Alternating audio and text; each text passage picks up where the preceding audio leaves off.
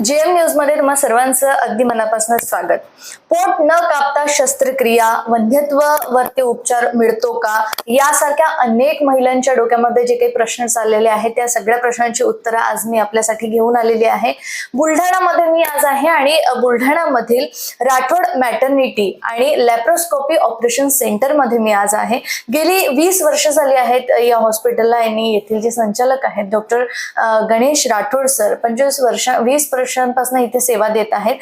एकंदरीत त्यांचा हा सगळा प्रवास नेमका कसा सुरू आहे आणि या ज्या सगळ्या गोष्टींवरती मी सुरुवातीला बोलले की महिलांच्या डोक्यामध्ये जे काही प्रश्न सुरू असतात तर त्या सगळ्या गोष्टींवरती आज आपण चर्चा तर करणारच आहोत. शिवाय त्या गोष्टींवरती, त्या आजारांवरती उपचार इथे कशा प्रकारे उपलब्ध आहे त्याही बद्दल सविस्तर माहिती आज आपण मिळवणार आहोत. सर्वात आधी डॉक्टर गणेश राठोड सरांचं आपल्या चॅनलमध्ये आपण स्वागत करूयात. सर, खूप खूप स्वागत आहे तुमचं आमच्या चॅनलमध्ये. धन्यवाद. जसं की सर 20 वर्ष झाली आहेत ऑलरेडी बुलढाणेकरांच्या सेवेमध्ये, आम्हा महिलांच्या सेवेमध्ये 20 वर्ष झाली आहेत असं म्हणायला हरकत नाही. हा माझा पहिला प्रश्न आहे की जेव्हा आपण इथे सुरुवात केली होती बुलढाण्यामध्ये, जेव्हा आपण आला होता तर तेव्हा किती गरज होती मॅटर्निटी होमची किंवा मग लॅप्रोस्कोपी ऑपरेशन सेंटरची? बुलढाण्याला किती गरज होती, इथील महिलांना किती गरज होती? झालं असं, मी MBBS आणि पोस्ट ग्रॅज्युएट ही डिग्री घेतल्यानंतर माझी पहिली पोस्टिंग इथनं जवळच भोकरदन नावाचं एक गाव आहे, रुरल हॉस्पिटल, इथे झाली. पण तिथे छोटं हॉस्पिटलमुळे जे काही माझी स्किल्स होत्या, जे काही माझ्या ऑपरेशनचे जे पेशंटसाठी करायची तयारी होती त्याला काही वाव मिळत नव्हता. मग झालं असं की कोणीतरी इथले डॉक्टर, त्यांना भोकरदनला यायचं होतं, त्यांनी माझ्याकडे येऊन मला रिक्वेस्ट केली की तुम्ही बुलढाण्याला जाल का.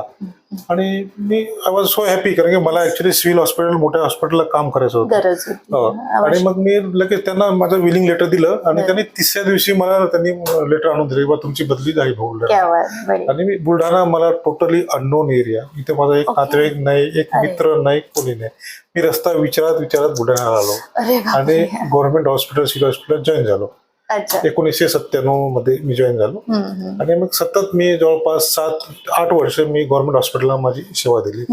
अतोनात काम केलं, खूप मेहनत केली. आणि जे काही जो लो सोशिओ स्टॅटस जो असतो, लो इकॉनॉमिक स्टॅटस, या पेशंटला मी तिथे खूप खूप काम केलं. आणि सायमल्टेनियसली माझ्या स्किल्स डेव्हलप झाल्या आणि त्याचा फायदा मला सुद्धा झाला आणि गोरगरीब जनता जी आहे त्यांना सुद्धा फायदा झाला.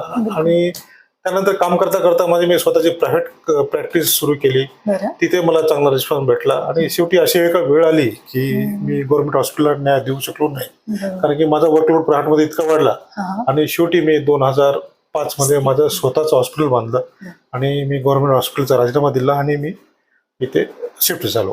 तर असा माझा प्रवास सुरू झाला प्रायव्हेट हॉस्पिटलमध्ये. बिलकुल. पण जर आता गायनिक म्हणून तुम्ही काम करताय आणि त्यामध्ये सुद्धा तुम्ही ऍडव्हान्स डिग्री घेतलेली आहे, गायनिक आधीपासूनच व्हायचं होतं का, किंवा मग दुसरं कुठलं डॉक्टर व्हायचं होतं, किंवा मग आणखीन काही दुसरं स्वप्न, इंजिनियर किंवा मग शिक्षक, असं काही? नाही, डॉक्टर तर 11वी-12वीला गेल्यानंतरच फिक्स झालं होतं डॉक्टर व्हायचं. MBBS झाल्यानंतर गायनिक व्हावं असं काही वाटलं नव्हतं. पण त्यावेळेस असं असायचं की तुम्हाला मार्क्स किती मिळाले त्यावरनं तुम्हाला डिग्री भेटायची. आणि मला फक्त गायनिक हाच ऑप्शन होता, त्यामुळे मी ते चूज केलं. घरामध्ये कोणी आणखीन डॉक्टर होतं का, की पहिले डॉक्टर तुम्हीच? घरात नाही, माझ्या गावामध्ये, खानदानामध्ये मी एकटाच डॉक्टर. अरे वा, पहिले डॉक्टर म्हणून तुम्हीच. क्या बात. आणि मग तुमच्यापासून मला वाटते बाकीच्यांना पण फॅमिलीमध्ये प्रेरणा मिळाली असेल, आणखीन मग त्यांना पण तुमच्यापासून प्रेरणा मिळाली असेल. सर, यानंतर आता आपण हॉस्पिटलच्या विषयावरती येऊयात. जसं आता 20 वर्षांपासून आपण राठोड मॅटर्निटी हॉस्पिटलची सुरुवात केलेली आहे आणि इथे नेमक्या काय काय गोष्टी तुम्ही लोकांना देताय? जसं आता बरेच लोकांना वाटतं की गायनिक म्हणजे फक्त डिलिव्हरी पुरतच मर्यादित असतो, तर या व्यतिरिक्त स्त्री रोग असे कुठले कुठले आहेत ज्यावर तुम्ही ट्रीटमेंट करताय? ऍक्च्युली जनरली असं व्हायचं की गायनिक हॉस्पिटलमध्ये फक्त पेशंट तपासला जायचं आणि त्यानंतर पेशंटला मग सोनोग्राफीला दुसरीकडे पाठवायचं. मग काही दुसऱ्या टेस्ट असतात त्या करण्यासाठी दुसऱ्या हॉस्पिटलला, आणि यामध्ये पेशंटचा भरपूर वेळ जायचा. त्यामुळे एका रूफ खाली मी सर्व सोनोग्राफी करतो, ब्लड, युरिन टेस्ट वगैरे सर्व होतात. आणि ऑल टाईप ऑफ ऑपरेशन्स, जे पुणे मुंबईला जे काही ऑपरेशन होतं ते सर्व ऑपरेशन मी माझ्या बुलढाण्याच्या राठोड हॉस्पिटलला करत असतो. किती कॉम्प्लिकेटेड केस असली तरी मी कुठे रेफर करत नाही. मी सर्व सिरियस पेशंट सुद्धा माझ्या हॉस्पिटललाच रेफर करतो. बिलकुल. पण त्याला लागणाऱ्या सुविधांची पण खूप गरज असते ना सर, कारण मेडिकल फील्ड एकदम ऍडव्हान्स होत चालली आहे. तर पाहिजे त्या सुविधा आपल्या इथे आहेत का जवळपास? होय, मी सर्व वेल इक्विप्ड हॉस्पिटल बांधलेलं आहे. आणि माझ्याकडे RMOs आहेत, माझ्याकडे ट्रेन स्टाफ आहेत. ओके. आज सध्या माझ्याकडे एक 20 स्टाफचा माझ्याकडे नर्सिंग स्टाफचा स्टाफ आहे माझ्याकडे, आणि एव्हरीबडी सो ट्रेन, त्यांना सर्व शिकवण्यात आलेलं आहे. आणि व्यवस्थित सर्व काही पेशंट रुग्णसेवा आम्ही चांगल्या प्रकारे पार पडतो. बिलकुल. सर, जसं तुम्ही सांगितलेलं आहे की सगळ्या गोष्टींनी युक्त असं हॉस्पिटल आहे, पण या सोबत आणखी तुमचं एज्युकेशन कुठनं झालंय, तुमचं प्रशिक्षण, नंतर मेडिकलचं प्रशिक्षण हे कुठनं घेतलंय सर? माझं MBBS एज्युकेशन हे औरंगाबाद येथील घाटी या हॉस्पिटलमध्ये झालं. बरं. त्यानंतर MBBS डिग्री घेतल्यानंतर माझं पोस्ट ग्रॅज्युएशन हे अंबाजोगाई गव्हर्नमेंट मेडिकल कॉलेज इथे झालं. आणि त्यानंतर 97 मध्ये बाहेर पडलो आणि मग मी इकडे आलो. सर, आता आपण मूळ विषयाकडे वळूयात. जसं की आता भरपूर प्रश्न आमच्या महिलांच्या डोक्यामध्ये सुरू असतात. कुठल्या रोगासाठी कुठली ट्रीटमेंट करणं किंवा कुठले ऑपरेशन्स करणं, खर्च किती लागणार, या सगळ्या गोष्टी आमच्या डोक्यामध्ये सुरू असतात. तर लॅप्रोस्कोपी, दुर्बिणीद्वारे शस्त्रक्रिया आपल्या इथे असं सांगितलं गेलेलं आहे. ही शस्त्रक्रिया आपण कशा प्रकारे करतात, त्याची पद्धत काय असते आणि त्याला लागणारा खर्च काय असतो? ऍक्च्युली आम्ही जेव्हा शिकत होतो पोस्ट ग्रॅज्युएशन करताना, त्यावेळेस लॅप्रोस्कोपी हा विषय नव्हताच मुळात. पण नंतर एकदा 2010 मध्ये मी इथे अकोल्याला डॉक्टर मोदी म्हणून आहेत, राजेश मोदी, यांच्याकडे फेलोशिप घेतली आणि मग मी तिथनं लॅप्रोस्कोपी चालू केलं. ऍक्च्युली लॅप्रोस्कोपी ही खूप चांगली सर्जरी आहे. याच्यामध्ये मी जे आपण मोठं इन्सिजन घेतो पोटावरती पेशंटच्या, ते न घेता एक 3-4 छोटे छोटे होल करून आपण त्यातनं ऑपरेशन करतो. आणि पेशंटला पोस्ट ऑपरेटिव्ह जे पेन असतं ते खूप कमी होतं आणि रिकव्हरी फास्ट होते, आणि पेशंट आपण लगेच दुसऱ्या दिवशी आपण डिस्चार्ज करू शकतो. तर ओव्हरऑल लॅप्रोस्कोपीचा खूप फायदा होतो. त्याच्यामध्ये डायग्नोस्टिक लॅप्रोस्कोपी नावाचा एक प्रकार आहे, ज्यामध्ये ज्यांना मूलबाळ होत नाहीत त्यांची आपण लॅप्रोस्कोपी करून काय कारण ते शोधून काढतो, आणि त्याचा पेशंट लोकांना खूप फायदा होतो. अच्छा, म्हणजे मूलबाळ जर होत नसेल तर त्याचा मध्ये पण लॅप्रोस्कोपीचा फायदा होत असतो. जसं आता आपण वंध्यत्वावरती थोडंसं बोलूयात. किती वर्ष आपण वेट करावं लग्न झाल्यानंतर? जर इतके वर्षानंतर मूल होत नसेल तर मग आपण त्या गायनीकडे कधी जायला पाहिजे? जनरली असं म्हणतात की 1 वर्ष लग्नानंतर मूलबाळ झालेच नाही आणि ते नवरा बायको सोबत राहत असतील आणि त्यांना प्रेग्नन्सी राहत नसेल तर त्याला आम्ही इनफर्टिलिटी असं म्हणतो, आणि मग त्याची ट्रीटमेंट चालू करतो. बरं. तर त्याची प्रोसिजर मग कशी असते किंवा मग काय रिझल्ट आहेत आपल्या वंध्यत्वावरती? वंध्यत्वामध्ये आपण सर्वात अगोदर बेसिक टेस्ट करत असतो. आपण बेसिक टेस्टमध्ये सोनोग्राफी आली आणि हजबंडचं सिमेन अनालिसिस आलं, आणि याच्यामध्ये जर काही फॉल्ट आढळला तर आपण त्या लगेच इलाज करतो. आणि हे दोन्ही रिपोर्ट नॉर्मल येऊन सुद्धा प्रेग्नन्सी राहत नसेल तर मग आपण पुढे डायग्नोस्टिक लॅप्रोस्कोपी, हिस्ट्रोस्कोपी करतो, आणि त्यानंतर जे कारण मिळालं ते शोधून मग आपण त्याचा इलाज करतोय. यानंतर सुद्धा प्रेग्नन्सी राहिली नाही तर मग आपल्याला त्याला टेस्ट ट्यूब बेबीसाठी रेफर करावं लागतं. बरं बरं. सर, आजकाल IUI आणि IVF केलं जातं, तर यामधला डिफरन्स आम्हाला सांगा. हे दोन्ही आपल्याकडे होतं का, त्याही बद्दल सांगा. IUI प्रोसिजर माझ्याकडे होते, IVF नाही. IVF बुलढाण्यात होतच नाहीये, ते औरंगाबाद किंवा अकोल्याला आम्ही पेशंट पाठवतो. IUI सिंपल प्रोसिजर आहे, सिमेन वॉश करतो आणि मग ते जेव्हा फॉलिकल रप्चर होतात त्यावेळेस आम्ही ते युट्रसमध्ये टाकतो. बरं. सर, आजकाल आता जेव्हा मग गर्भधारणा झाली तर त्यानंतर 9 महिने खूप काळजी घ्यायला लागते, पण सुरुवातीचे जे 3 महिने आहेत त्या 3 महिन्यांमध्ये काय विशेष काळजी घ्यावी? त्याचं असं आहे की एकदा प्रेग्नन्सी राहिली तर पहिले 3 महिने हे खूप क्रिटिकल पिरियड मानला जातो, कारण की मोस्ट ऑफ जे अबॉर्शन असतात 90% अबॉर्शन हे पहिल्या 3 महिन्यामध्येच होत असतात. त्यासाठी आम्ही तर एकदा ट्रॅव्हलिंग अवॉइड करायला लावतो, हेवी वेट लिफ्टिंग अवॉइड करायला लावतो, आणि जे मेडिकेशन असतात ते वेळेवर रुग्णांनी घ्यायला पाहिजे तसं त्यांना सल्ला देतो. बरं. तर 3 महिने आपण काय काळजी घ्यायला पाहिजे हे सरांनी आता आपल्याला सांगितलेलं आहे. सर, आता बरेच लोकांना वाटतं की डॉक्टर खूप पैसे घेण्यासाठी सिझेरियन चा सल्ला देतात, तर नॉर्मल वर्सेस सिझेरियन यामध्ये नेमका काय फरक आहे? सिझर का बरं करावं लागतं, कोणत्या कंडिशन मध्ये करावं लागतं, त्या सांगा. खरं तर रुग्णांचा खूप गैरसमज आहे की डॉक्टर लोक हे पैशासाठी सिझेरियन सेक्शन करतात. तसं मुळीच नाही. ऍक्च्युली असं झालेलं आहे की आजकाल आपलं न्यूट्रिशन, डाएट हे खूप आपण हेल्दी आणि चांगल्या प्रकारे घेत असतो, जे पूर्वीच्या काळात नव्हतं. पूर्वीच्या काळात महिला मालनरीस असतात, आणि त्या मालनरीस असल्यामुळे त्यांचे बाळही खूप मालनरीस असायचे, आयुजार असायचे, बाळ लहान निघायचे आणि ती नॉर्मल डिलिव्हरी होऊन जायची.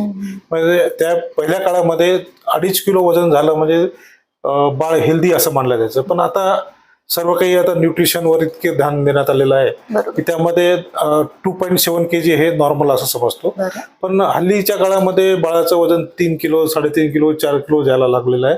आणि अशा केसमध्ये नॉर्मल डिलिव्हरी खूप अवघड असते. झाली तरी ट्रॉमॅटिक डिलिव्हरी होते, ट्रॉमा होतो मदरला, PPH म्हणजे ब्लिडिंग होत असतं. तर हे सर्व अवॉइड करण्यासाठी सिझेरियन सेक्शन आजकाल प्रमाण वाढलेलं कधी आहे. वेळेला ब्रिज पोझिशन मध्ये येस. असतं. आणि बाळाचे पोझिशन सुद्धा चेंज होतात. समजा Yes. युट्रस मध्ये काही अनामोली असेल तर ट्रान्सफर्स लाय म्हणतो, आडवं बाळ जातं, कधी पायाकडनं बाळ येतं. हा. अशा वेळेस सुद्धा सिझेरियनची गरज पडते. खरंय, बिलकुल. सर, आजकाल तुम्ही जे सांगितलेलं आहे की कोणत्या कंडिशन मध्ये सिझर करण्याचा सल्ला डॉक्टर लोक देत असतात, यानंतरचा प्रश्न हा आहे की पीसीओडीचं पण प्रमाण दिवसेंदिवस वाढत चाललेलं आहे. पीसीओडी का बरं वाढतंय? जंक फूड, फास्ट फूड खाल्ल्याने वाढते का? किंवा मग कुठल्या वयामध्ये मुलगी आल्यानंतर पालकांनी किंवा त्यांच्या आईनी तुमच्याकडे घेऊन यायला पाहिजे, गायनिककडे घेऊन यायला पाहिजे? पीसीओडी खरं तर एक खूप मोठी समस्या आपल्या इंडियन सोसायटीमध्ये निर्माण होत आहे. त्याचं मूळ कारण म्हणजे जंक फूड तर आहेच आहे. सेकंड इज फिजिकल ऍक्टिव्हिटीमध्ये अभाव असणे.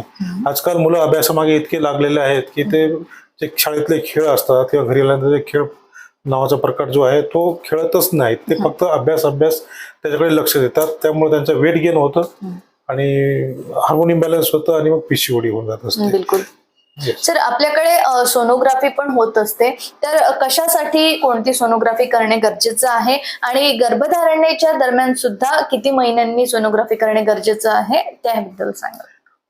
सोनोग्राफी पहिल्या 3 महिन्यामध्ये एकदा करायलाच पाहिजे. कारण त्याच्यावरून आपल्याला असं कळतं की प्रेग्नन्सी 1 आहे की 2 आहे, गर्भपिशीमध्ये आहे की ट्यूबमध्ये आहे, किंवा त्याची हार्ट ऍक्टिव्हिटी सुरू झाल्यात का, ह्या सर्व गोष्टी पाहण्यासाठी पहिल्या 3 महिन्यामध्ये एकदा सोनोग्राफी करावं लागते. दुसरी म्हणजे एक बाळाला 11 ते 12 आठवडे झाले की एक NT स्कॅन नावाची एक सोनोग्राफी असते, ज्यामध्ये आपल्याला कळतं की बाळाला काही व्यंग व्हायची शक्यता आहे का. तर ते NT स्कॅन एक कंपल्सरी झालेलं आहे, ते 11 ते 12 आठवड्यात मध्ये करतो. नंतर 6व्या महिन्यामध्ये आपण अॅनामोली स्कॅन नावाची एक सोनोग्राफी असते, ज्यामध्ये बाळाला काही हात पाय मेंदू किडनी लिव्हर हार्ट याच्यात काही व्यंग तयार झालेला आहे का हे पाहतो.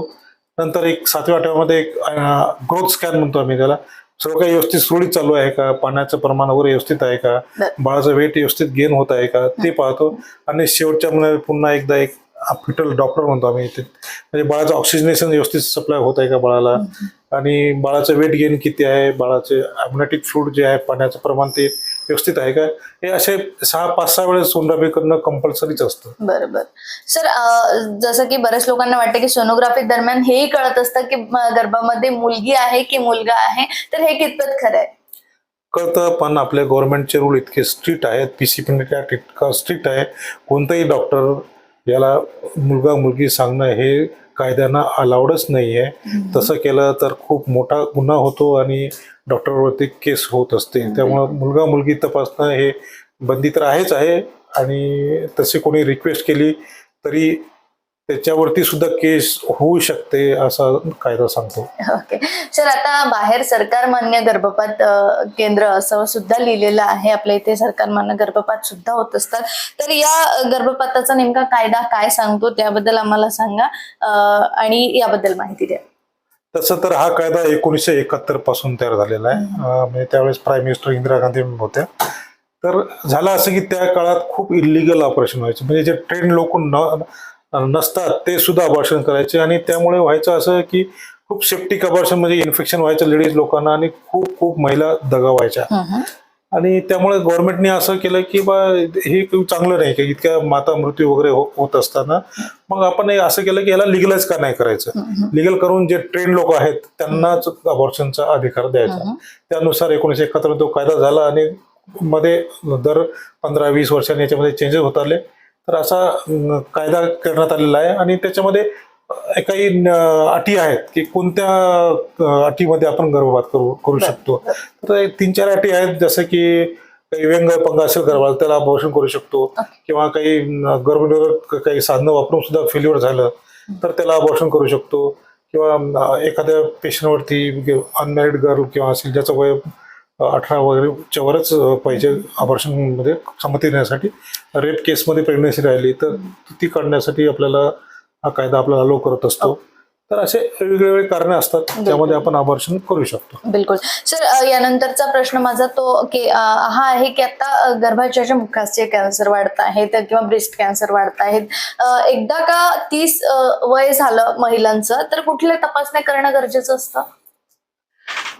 तुम्ही आता आपण मागे डिस्कस केलं तर पॅप्समेरी ही एक अशी टेस्ट आहे जी खूप सिंपल टेस्ट आहे बरं. आणि त्यामध्ये आपल्याला प्री कॅन्सरस कंडिशन म्हणजे कॅन्सरच्या अगोदरची जी कंडिशन आहे ती आपल्याला कळू शकते आणि त्यानुसार मग आपण पेशंटचं ट्रीटमेंट इलाज करू शकतो. आता नवीन गव्हर्नमेंट ऑफ इंडियाने नवीन लॉन्च केलेलं आहे की जे व्हॅक्सिन्स निघालेत आता सर्वायकल कॅन्सर होऊ नये म्हणून, तर 13 ते 14 म्हणजे जेव्हा प्युबर्टी सुरू होते तेव्हापासून आपण इंजेक्शन लहान मुलींना देऊ शकतो जेणेकरून त्यांना पुढे चालून फ्युचरमध्ये सर्वायकल कॅन्सर होणार नाही. बिलकुल सर, आता जे कुटुंब नियोजनाचे ऑपरेशन्स आहेत किंवा पुरुष नसबंदी याबद्दल जे वाढत चाललेले गैरसमज आहेत त्याबद्दल आपण काय सांगाल? कुटुंबनियोजन शस्त्रक्रिया ही सिंपल साधी प्रोसिजर आहे आणि याच्यानं 100% सक्सेस रेट आहे या प्रोसिजरमध्ये. तसेच मेल स्टरलायझेशन जे आहे ते सुद्धा खूप सिंपल साधी प्रोसिजर आहे. मला वाटतं 5 ते 10 मिनिटाची प्रोसिजर आहे ही. पण आपली इंडियन मेंटॅलिटी जी आहे की हे ऍक्सेप्टन्स नाही, तर याला तर आपण डॉक्टर लोक चेंज नाही करू शकत. मास ऍक्सेप्टन्स नाही या प्रोसिजरला, पण फिमेल स्टरलायझेशन चांगल्या प्रकारे त्याचा पूर्ण प्रोपोगंडा झालेला आहे आणि लोक ऍक्सेप्ट सुद्धा करतात. त्यामुळे एक छोटीशी प्रोसिजर आहे आणि त्यांना 100% प्रोटेक्शन होत असतं. बिलकुल, खूप महत्वपूर्ण माहिती तुम्ही आम्हाला आज दिलेली आहे सर. पण चर्चेला थोडंसं वेगळं वळण देऊयात. आणखीन पण काही प्रश्न आम्हाला तुम्हाला विचारायचे आहेत. तर जसं की IMAच्या प्रेसिडेंट पदी सुद्धा तुम्ही काम केलेलं आहे आणि आता सध्या BOGS चे सुद्धा आपण प्रेसिडेंट आहात. तर BOGS ही संघटना नेमकी काय आहे, ती कशासाठी काम करते त्याबद्दल? BOGS म्हणजे बुलढाणा ऑब्स्टॅटिक अँड गायनेकॉलॉजिकल सोसायटी, पूर्ण जिल्ह्याची संघटना आहे आणि सध्या मी करंटली प्रेसिडेंट आहे. तर पूर्ण जिल्ह्याचे डॉक्टर एकत्र येऊन आम्ही वेगवेगळ्या प्रकारच्या CME म्हणजे कंटिन्युअस एज्युकेशन प्रोग्राम जो असतो, डॉक्टर लोकांना करंट नॉलेज जे आहे त्याचं एक ज्ञान पाहिजे, त्यासाठी आम्ही पुणे मुंबई असे मोठे मोठे जिथे करंट नॉलेज अपडेट होत असतं तिथल्या स्पीकरना बोलवतो, त्यांचे लेक्चर्स वगैरे घेत असतो आम्ही आणि सर्वांचं नॉलेज अपडेट होतं. तसं काही सोशल प्रोग्राम सुद्धा करतो आम्ही. काही शाळेमध्ये कोणी लहान मुलांना किंवा आजकाल स्कूल एज जे मुली आहेत त्यांना सुद्धा मेन्स्ट्रुअल हायजीन कसं ठेवायचं किंवा त्यांना मग जे आपलं आजकाल जे व्हॅक्सिन्स आलेत सर्वायकल कॅन्सरसाठी त्याची माहिती देतो. तर हे सर्व आम्ही आमच्या संघटनेमार्फत करत असतो. बिलकुल सर, जसं की तुम्ही जेव्हा सुरुवात केलेली होती ते आतापर्यंत तुम्ही अनेक शिबिरे जनजागृतीसाठी घेतलेली आहे किंवा एक जनसेवा आपल्या हातून व्हावी यासाठी घेतलेली आहे. तर ही शिबिर कुठे कुठे आपण घेतलेली आहेत आणि कशा कशासाठी घेतलेली आहे? खरं तर शहरामध्ये शिबिराची गरज नसते, तर आम्ही खेड्यापाड्यामध्ये तांड्यामध्ये जाऊन आम्ही शिबिर घेतलेले आहेत.